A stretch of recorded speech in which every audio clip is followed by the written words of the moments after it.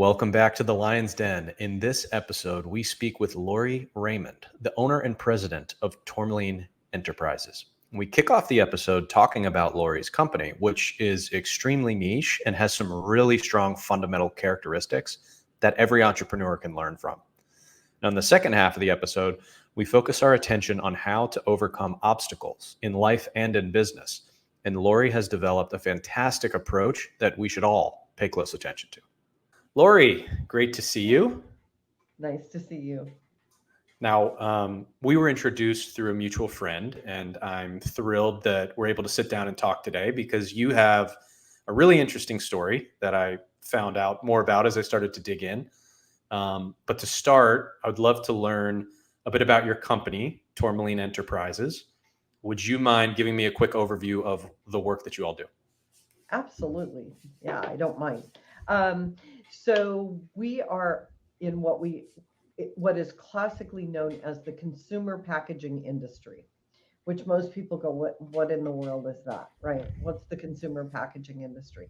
So anytime you have a package, a product that a consumer purchases, that's a consumer packaged good. What our company does is we manufacture and sell coding and marking equipment that puts, let me see if I can get this in camera view. Yep, I see Um, that. yeah. So product identification, lot code, expiration date, barcode, all of that critical variable data that goes onto packages, our equipment prints that. Now the big confusion comes in. People think we do the printing, but we don't. We Mhm. manufacture and distribute the equipment and the inks and supplies that go along with it through distribution channels that sell directly into factories. That sell into factories. Okay, so help me understand this a little bit. The supply chain Yeah, specifically. So, yeah, when I go to a grocery store and I see 50 different types of water bottle, they all have expiration dates, barcodes, all that stuff on them. Would you have correct. sold printers to the water bottle companies or to Yes, the bottling factory? How does that work? to, to the bottling factory. To the Okay. bottling factory. So we sell to a distributor who sells to the bottling factory. So we sell to about, I'm going to, because we've added we add every quarter. That's our goal. Hmm. And I think we added 3 new distributors this month. So I think we're at about 68 distributors nationally. We're about 17 distributors internationally. Okay. And so we sell all over the globe, except, so we sell North, Central, South America. We Hmm. sell the UK, the Benelux, if you know what the Benelux is. Hmm. You do? Okay. Because most people go, I don't know where that's at. Netherlands, Belgium, and Luxembourg. Luxembourg. All right. And so we have a distributor over there. We have a distributor in Australia, New Zealand, and throughout the Caribbean. Interesting. Okay. Yes, we, And so we don't sell to Africa, Asia, or the Middle East, only because our suppliers have distribution over there. okay, got it. Mhm. So is your customer is only distributors then, or is that just the customer you've chosen to serve? Or is it the only customer you could serve, or just the one you've chosen to serve? That's a really good question. So we actually sell to both end users and distributors, and I'll explain. Our main business model is to sell through distribution. However, sometimes we will have a customer calls us in from some area where we don't have active distribution, and we will always sell that customer. Okay. And Okay. then So we this will is and then we will service that customer. Yeah, okay. So your distributor approach is more just about simplifying your sales process so you're going one to many through the correct. distributor. Okay. Okay. Interesting. Correct. And if there's, if we have opportunities where our funnel drops potential customers into our funnel, we identify where they are, and then we automatically start the sales process, we automatically identify what their need is. And then once we get it to the sale, the close of the sale, or almost to the close of the sale, that's when we will engage our distributors. Because sometimes our distributors sell more than one brand of printing and coding equipment. We Hmm. want to ensure that the brand they're going to sell into that opportunity or the solution is one we've identified our product is the best fit for. I see. Okay. So this, I mean, it sounds like a great business, okay? Because on the sales side, you've got the distributor sales approach, which is great, simplifies Okay. things, less work. And then the actual product that you're selling is the classic recurring revenue printer and ink model where you have the sunk cost of the hardware up front, and then following that up is recurring ink purchases. Is that correct? Sure. Yep, absolutely. You've got it. And I usually tell people one of our really great salespeople kind of use this analogy when people are trying to figure out what we do. We're sort of an invisible industry that nobody really cares that we exist until their milk is sour. Mm, yeah. Right? Everybody can relate to the fact that they've gone to the dairy department and the first thing they do is pull that gallon of milk out and look at the expiration date. They don't care how it got there, they just want to know it's there. Same thing with your blister pack with your medication. You want to make sure it's not expired medication or something like that. So the more regulatory compliances play into factors within the food and beverage industry and the pharmaceutical industry, uh, the more our industry grows, right? And we have several verticals that our equipment will fit into, including building and lumber materials, automotive, aerospace, anything that requires a code on it. Our product can code on that. Okay. Got it. Okay. And so you have this recurring revenue type model, which means you have long-standing relationships with customers, I'm guessing. Yeah. Do you, and sometimes over a long relationship, things can get stale. Do you guys do anything to wow them and make sure that you keep the relationship strong? Oh, absolutely. Oh, absolutely. So I actually have distributors that have been with us since as far back as 1993 before I got involved in the business. Wow. And there's a distributor in Brazil who's been with me that long. There's a distributor in the UK who's been with me that long, um, and Canada. So we have some very long-standing relationships. So what we like to do. So our mission statement is that we support the success of our clients through intentional solutions and unprecedented service. What we mean by that is anybody can sell a piece of equipment. Anybody. Hmm. It doesn't take it, it's not rocket science, right? Hmm. Anybody can sell a piece of equipment. It takes it takes someone who really cares about the solution of that factory Hmm. to sell the right product into the company. And I'll give you an example. There was a company that did online sales of Hmm. equipment, and they sold a solution to a young lady in um, up in the Northeast region. Oh, I don't know if she's in Jersey or New Hampshire or where she's at, but she had just received her first large commercial order from Whole Foods, and she had a drop dead delivery date of when she needed to get all of those products on the shelf.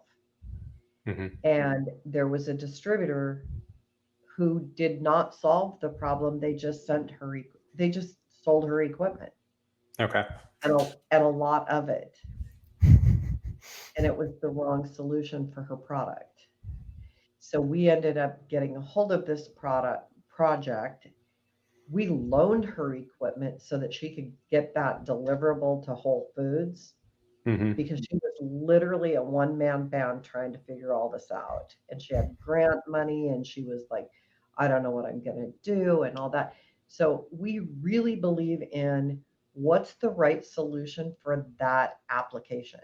And if we don't have the right solution, we have such a solid network of people that we've worked with over the years. We can call and we can say, hey, we have an opportunity for you. We think your equipment is the best fit, and we'll pass that lead over, because we really feel strongly that, because what's very common in our industry is to walk into a factory and you talk to the maintenance manager and we always go, let us see your graveyard. And they'll take us to a room that's just old broken equipment, or equipment that doesn't work anymore, or somebody sold them the wrong solution and they had to buy something new, so they just threw it in the corner because they didn't know what to do with it. And, our equipment, fortunately, is not super high ticket.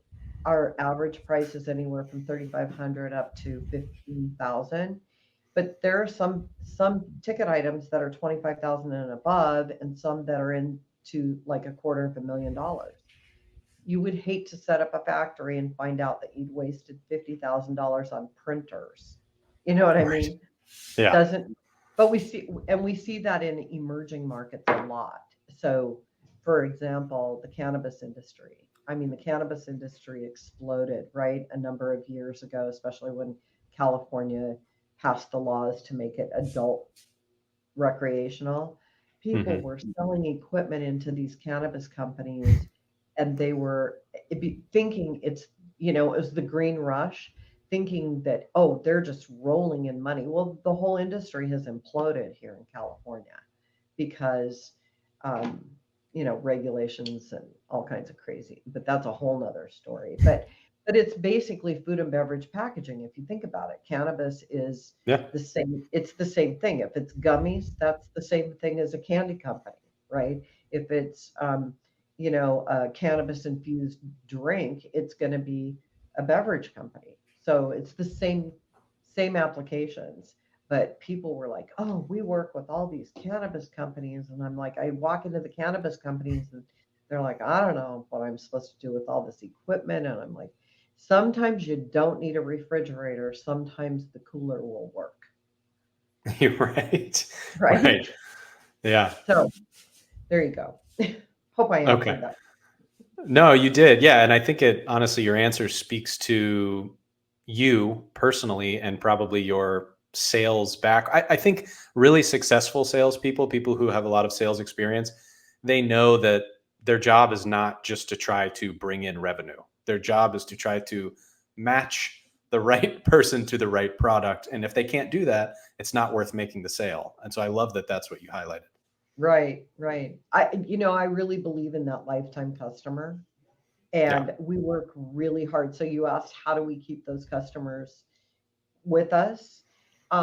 It's not specifically strategic, but we really start after a time of being very sort of concierge in our service, if you will, or very targeted in what we're selling them. We develop those relationships that we start saying, okay, would you like us to go on that application with you and look at what the project is and help make recommendations, and you start to get phone calls that are like, hey, we're into a new bottling company and they've got an interesting looking conveyor, we're not sure where we should put this, or you know we're happy to drop in on that sales call with them and help them.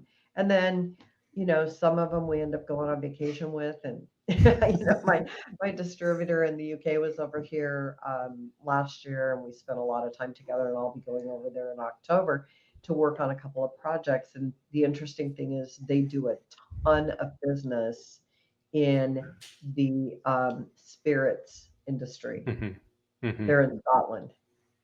Right. So we're really interested to go over and see how are they handling product over there. I would be interested to go on that trip and test some of the product over there as well. Yeah, right. Okay, so So you have obviously you've been running this business for a while, but before that you had a sales career. Really, that was kind of how Yeah. you started your career. And so why did you become a business owner? Was it always a goal of yours, or was it a life-changing event? Like how did you start to go down this path? There's two answers to that. So um, I got into sales because I grew up with my dad, who was in commercial real estate, who always told me the highest paid people in the world are in sales, and the lowest paid people in the world are in sales, but you get to choose. You get to choose where you want to be. Like you get to choose if you're in commission sales, how successful you're going to be. And if you're not being successful, you've chosen that too. Hmm. So I, but I thought I was going to be a famous artist. Just so you know, I went to art school and I made jewelry, and but I sold it to different boutique shops up in Seattle, Washington when I was going to art school. So so I did that, and then sales just seemed to be sort of that natural segue for me to get into that. And then how I became a business owner was I had been actually in the um, staffing industry and headhunting industry. So I was placing architects and engineers and working with large civil engineering firms and that sort of thing. Um, and then in 2008, we all know what happened in the United States in the housing crunch. So nobody was really hiring architects at that point. So I left that industry. And at that time, my late husband owned the first iteration of this business Hmm. and said, I think it's time for you to come and sell for me. Hmm. So I had been actually in a chemical manufacturing company as a division manager for a while. And I always loved manufacturing and I love how things are built. And I said, oh, I can do that. I could do that. Well, when I got into the industry, he said, okay, for you to learn this industry, you're going to have to start just handling ink. And people think that all ink sticks on every product, but it doesn't. So for about 2 to 3 years, I literally just sold ink to different distributors and different competitors of ours so that I could understand the industry. And that's how I learned about the equipment and everything else. And then after about 7 years of working with him, he became very sick and he had a second bout of cancer and passed away in 3 months. And so when he passed away, we had 3 employees, and um, I thought, oh my gosh, I have an obligation to those 3 employees that right now we are putting a roof over their heads. I couldn't, in my heart of hearts, just shut the business down and go become a barista somewhere. You know, I was like, that doesn't feel right. And we had customers, and I said, if anybody can make this thing work, it's me. I didn't expect to become a widow in my late 50s. So I'm not even going to tell you how old I am, but that was 9 years ago. So um, uh, about 3 weeks after that, I found out that the company wasn't even solvent. Oh, wow. Yeah. So 9 years later, we're stretching into 13 employees, and we've grown about 350%. And it's been quite a journey. Wow. So I would love to dig into it a little bit more if you don't mind. Um, Yeah.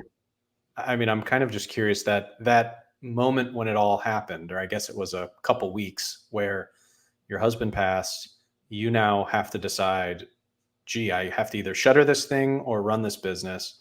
And then as you're trying to make that decision while also grieving, you find out that the business is insolvent. How did you not just buckle under all of that stress? What was it? People? Was it philosophy? I mean, how did you get through that?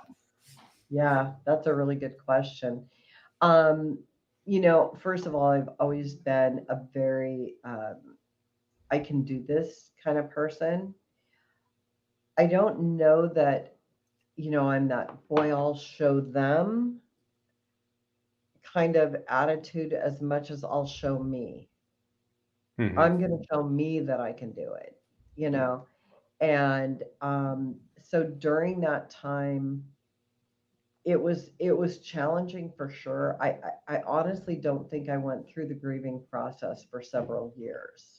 I just Hmm. did. I couldn't allow myself the opportunity to grieve, and then I got mad. Honestly, I got mad because I used to say to him, when are you going to teach me like the back end of the business? And he would say, just go do what you're good at. Go sell it, do the marketing, go build this business, right? And I thought I was really building the business by all intents and purposes from the outside, you would not have known. And so not only did he mismanage the company funds, but he also mismanaged family trust money and all kinds of retirement stuff. So when I found out all the things, it was like a house of cards and it just fell. So I lost everything. I lost my house of 23 years. I lost everything. And so what's really funny is I sat one night and I thought, what am I going to do? How am I going to do this? And I thought, you know what? I have nothing to lose. I've lost it all, right? And if there's Yeah. one thing, and if there's one thing I have, it's three dedicated employees, a great product line, and a book of business, and a whole bunch of receivables that had never been collected. Hmm. A Okay. lot, like a lot of receivables. We'll talk offline. And so we started collecting that money and we started going after the business and we started building up the relationships. And, there was one company that we bought ink from, and I don't want to name names because I don't want anyone in the industry to know it, but Hmm. um, we bought ink from them on a regular basis because, as you said, we're like the razor and the razor blade, so to speak, and it's that consumable. And without the consumable, which gets used up every month, we're out of business. So I had to be able to have that flow. We owed quite a bit of money to one company. And when I figured out sort of how he was rotating funds, it took me a while, right? Hmm. Because things were sort of hidden. You can imagine, like, there were no processes written. It's like, oh Hmm. my gosh. So, um, but I called that company and they were going to be in town for a trade show. And I said, I need to meet you for lunch, I said to the CEO. And he said, okay. And I met him for lunch and I said, okay, I'm just going to sort of gut myself right here on in this meeting and tell you what's going on, and just know that I will pay you every dime that I owe you, but if you need it now and I end up filing bankruptcy, you're going to get pennies on the dollar. And he Hmm. said, absolutely, I'll work with you. And he did. And they never called us. They never said, where's our money? It was like every month we made payments, no matter how small they were, we made a payment. We paid them off. And the last check I handed him was for a fairly significant amount of money. And he said, are you sure you're okay to give me this check? And I said, I'm sure. And he said, I knew you could do it. And I Wow. was just, and so the lesson for me is in this fast-paced world of bottom line numbers, and we need our money or you're not gonna, we don't care. We don't care what your business is. We need our money now. Um, it was such a lesson that bad things happen to good people, right? Yeah. And sometimes you have to lean in and say, what's the relationship been like? And can I roll the dice on the relationship. Yeah. And interestingly enough, we have one of our best clients going through a very similar situation right now. And I have said, here's how I fixed it, and I'll work with you. Wow. That's awesome. Paying it forward. Yeah. So I love that story. And I guess, as you made it through the crisis, and onto the other side of it, and you're paying off all your payables and, making everybody happy again and building your business and growing it and your team's growing. I guess at some point along the way, you created your website, LoriRaymondCEO.com. And I was on there earlier, poking That was around, just and recent. Yeah. okay. So that was recent. And there was an e-booklet that I believe you created and put on there. Is that right? Yeah. Yeah. I wrote it. It was just really the 7 steps that I kind of went through to get through. How do you move forward when life hits you with unexpected? So it could be an illness like my husband's. It could be a partner who embezzles from you. It could Mm-hmm. be um, the economy. I mean, we all went through it, right? During the No. pandemic, people were hit with the unexpected. And the people who survived are the people who didn't spend too much time thinking about how am I going to get through this? They took action, right? We all know that action. I used to have a boss years ago um, who said, do something even if it's wrong, you can fix it later, right? But take action, because inaction makes you question everything and sends you backwards. Yeah. So make a decision, move forward, be unapologetic. If you have to apologize later, do it in secret. It's fine. But have the confidence to make it. I used to say in headhunting, when people were looking for jobs, and I would say, you can't just rely on sending your resume into a company, because I'll give you an example. Nike gets 40,000 resumes a day. 40,000 a day. How do you That's stand out? incredible. How do you stand out, right? So you have to have 20 seconds of courage and go do something people wouldn't normally do. Walk in the front door and say, I need to speak to the HR director. Were they expecting you? No, but you know what? I happened to be in town and I only have 10 minutes, but I just wanted to put a face and a name together. Sometimes that HR director will just happen to have an opening and they need somebody who's got that much courage. Yeah. So So it's kind of been my mantra. I only need 20 more seconds of courage to make this decision. And some of them work and some of them don't, right? mhm. So, Yeah. Well, just real quick for listeners. So the yeah, 7 steps to moving forward when life hits you with the unexpected. yeah. Step 1 is exhale. Exhale. Step 2, Oh my gosh. exhale. You know what? I'm going to tell you something funny. Okay. I discovered when I was driving to work, I was holding my breath and I couldn't figure out why I was just like pent up all the time. And all of a sudden I went, oh my God, I need to exhale. I was just Mhm. so waiting for the next shoe to drop that I stopped myself from exhaling. And I was just kind of taking, and you become toxic internally when you do that.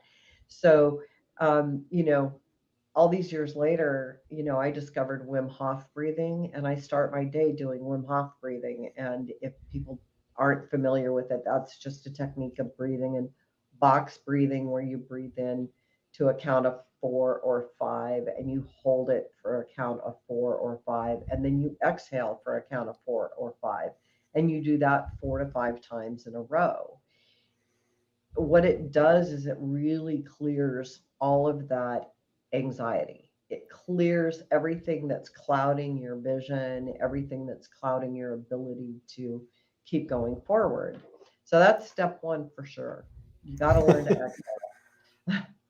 And you're the second person I talked to this week who mentioned the breathing exercises, and I've actually started to do it since I talked to the Good, person. It is very good. helpful. Yeah, Um, Good. You should do it before you eat too. I'm learning that you'll eat less. That's going to be tough for me. Um, so then steps 2 and 3 are get honest with yourself and search for the cobwebs and ghosts. Yeah. So these are take stock of where you are, who you How are, sort of almost like reset. it is a reset, but I'll tell you what, I think the natural instinct for people when they are in a crisis is to want to not believe things are as bad as they could be. So Hmm. you have to turn over and look for where are the cobwebs. You have to really be honest with yourself. I had to stop going, how could he have done this with the family money? How could he have done this with our retirement that we worked so hard? How could he? I had to get that out of my head and say, the reality is, this is where I'm at. I'm Hmm. 57 years old and I have nothing now. So, so, and I'm not one to take pity on myself. So that was really important. It was important for me to look myself in the mirror and go, hey, here's what it is. You can deal with your emotions about it later. Decide what you're going to do to get past it. And it's Yeah. hard for some people. It's really hard for some people. And I don't say that from a standpoint of diminishing anyone else's crisis in their life. I say it from a standpoint of knowing that no matter what the crisis is, until you come to quick acceptance, can you move beyond it? Okay. And And there so will be then move. cobwebs. So look Yeah. for There. them. There will be. Interesting. Okay. And so then moving beyond it, I guess, would be steps 4, 5, and 6, which are 4 is make a list of the experts who are experts in fields that you're not. Step 5 is ask them for help. And step 6 is learn which of those people you can really trust. Those 3 steps kind of go together for me. Is that right? Yeah, they do. And it's for me, it was so important because I was like, I can't be everywhere. I can't be everything to everybody. And I can't figure out everything on my own. I mean, we've all heard that before. I mean, an athlete who's really good in football, let's say as a quarterback, needs a coach to keep his skills sharp, but he certainly doesn't know what a running back goes through or a linebacker, right? So you have to really figure out who your coaches could be. And what I Hmm. did was, they used to call it a Rolodex. Now we have our cell phone, right? And I literally scrolled through and I went, okay, who are the people I know that are way better at this than I am? And can I call on them and ask them for help? And you have to get vulnerable and you have to ask people, look, I'm going to just lay it out here. Can you help me or not? Or what would you suggest? You know? Hmm. And I took notes like crazy. And then there were people who would call me back and say, how are you doing? And those are the people you learn to trust. The ones who sort of get invested in your crisis a little bit without having to become a part of it. you Hmm. know, like, Yeah. please don't become a part of my crisis. It's not good for any of us. But I use the example in the e-booklet that I had a friend who used to run a water district, and she was just so smart about numbers and paperwork and contracts, right? She was just like really good at contracts. And when she found out, I called her and she was living in Denver, Colorado at the time. And she said, listen, if you can put me up on your couch, I'll be there. And then she called her former administrative assistant because she was retired and said, hey, Lori needs us. And That gal was within driving distance, and they were in my office every day for a week, and they touched every single piece of paper in his office, Wow. and they categorized everything as priority. Like, you need to address these now. You need to not worry about this, and all of this can be thrown away. Hmm. And it was invaluable. And then we would go home and drink a bottle of wine and get over it. No. That makes sense. That makes sense. Right. Right. Okay. And so then step 7 is being grateful to those people who you reached out to and who you learned you could trust and they would stick with you through the crisis. It's all about being grateful. Yeah.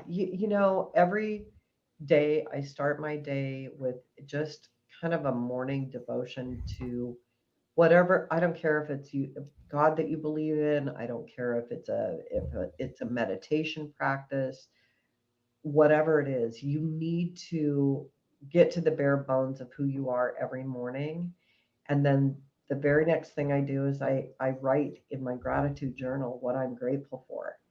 And this last 3 weeks, I have written every day, thank you for all the challenges, because you make me stronger today than I was yesterday. Because it's been another month of crazy crises that I never expected. So, and it's not from personal illness or anything like that, but out of the clear blue. So I sublease my space of offices and warehouse, Hmm. and the guy I sublease from, who I've never had an issue with, text me towards the end of um, February and said, "Just so you know, I'm breaking my lease, and you have to be out by the end of March." And I was like, "What? Are you kidding me?" Like, yeah. So it's been weeks of trying to find the right space for the usage that we have, and realizing, okay, this is not what I expected. So I called every realtor I knew.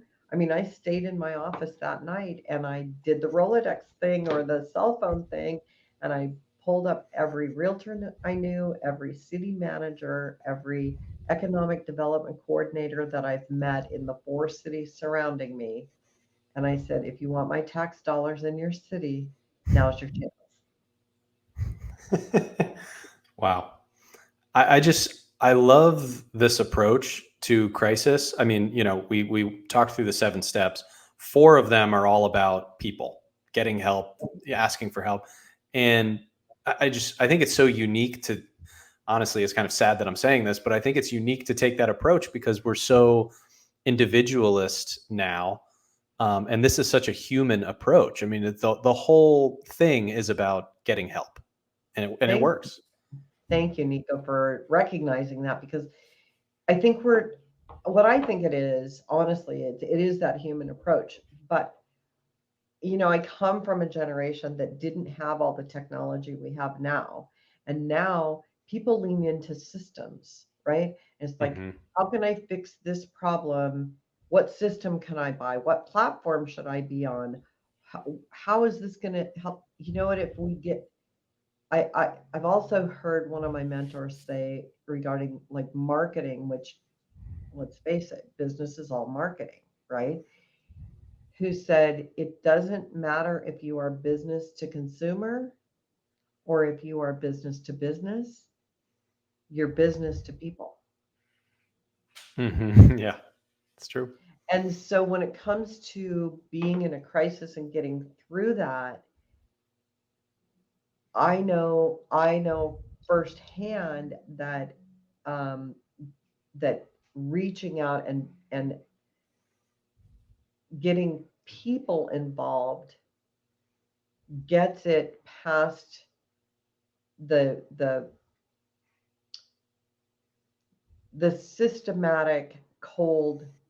You can just do this, get a therapist. No, sometimes you don't need a therapist. Sometimes you do. But it's like, who do I know? How can I touch people? You're dealing with people. You have employees. You have to be there for them. and you have to know who's there for you. Yeah. I mean, I hope people listening really take that to heart because it is so true. Well, thank you for sitting down with me today. And it's been a pleasure. And, for anyone listening, I encourage you to visit LoriRaymondCEO.com. You can download that e-booklet. And Lori, thank you so much. Oh my gosh. Thank you so much, Nico. It was fun. You asked good questions. Awesome.